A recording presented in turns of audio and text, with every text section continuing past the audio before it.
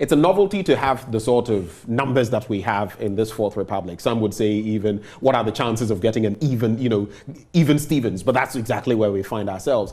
Only with the Member of Parliament for Fomena making the difference because he has opted to join your caucus and he was a member before he went independent.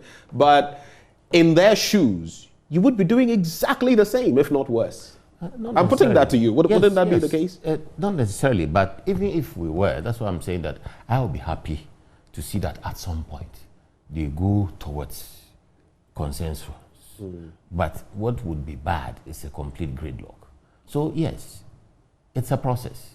And if we were there, giving these numbers, and we felt sincerely that there was something we needed to do, we would do it, but we would respect the numbers. We must respect the single majority that's Fomena, because the majority must be able to vote and have legal backing for their proposals. You know, this nearly happened before.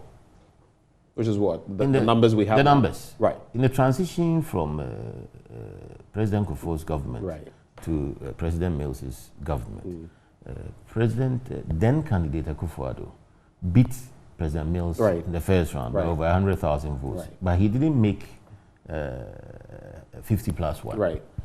On the other side, Parliament, we had already dropped below 100. We had 99 seats and the NDC had hit over 130 seats. So if then candidate Akufo-Addo had gone through on the first ballot, he would have had to contend with a large NDC majority in Parliament. Right. I recall. You recall that. And even the assumptions that were made on that, and for which reason some said they twisted or turned their vote because they felt that, I mean, if you can't govern because with this kind of parliament, you will not be able to make it. That argument was first made by President Kufuor when he was coming in earlier in 1999, 2000. Right. Remember the first round, they all came in under 50% substantially, and then we had to go for a second round. He mentioned that, look.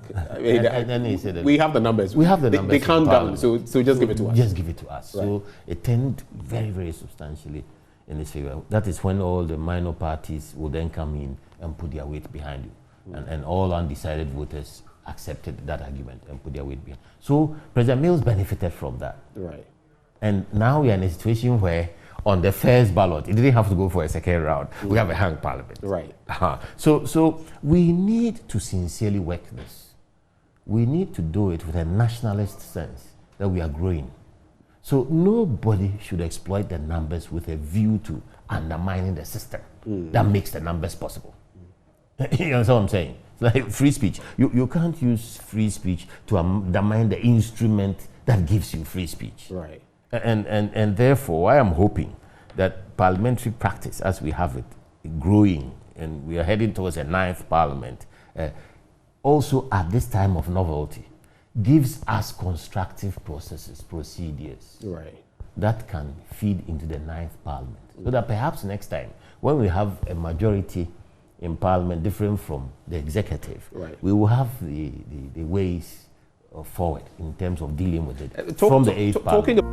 Thank you for watching. Subscribe and click the bell icon and get notified every time we share something interesting. We would love to have you on there.